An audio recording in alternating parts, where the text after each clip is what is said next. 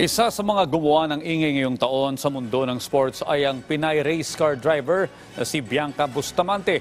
Siya lang naman ang unang babae na napabilang sa McLaren Driver Development Program. Kung ano ang sekreto ng mabilis na pag-arangkada ng kanyang karera, alamin natin kay Rafael Bandairel ng PTV Sports.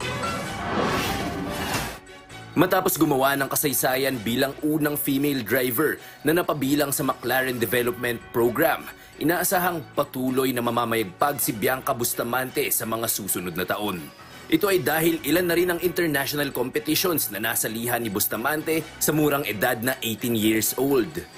Pero bukod sa mahusay na pagmamaneho, may isa pang sikreto ang Pinay Speedster. The past 2 years, I've learned to use social media as a tool. Not just to share my journey, but to actually allow me to continue my journey, to allow me to race, to allow me to drive, to allow me to get track time. And, use that to your advantage, use social media to your advantage. Ngayon pa lang, isa na si Bustamante sa mga pinaka-impluensyal na female race car drivers sa social media. Sa kanyang Instagram, pumapalo na ng mahigit 1 milyon ang kanyang followers.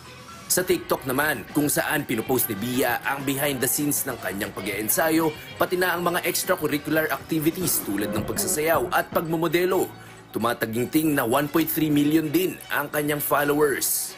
In the past years, we've had so much growth on track and off track. On track, obviously, we've gotten faster and we just signed, with McLaren, but it's kind of everything that really happened off track as well. That is so, pivotal for me. I mean, I think we just reached 1 million on Instagram, and I think that's kind of crazy.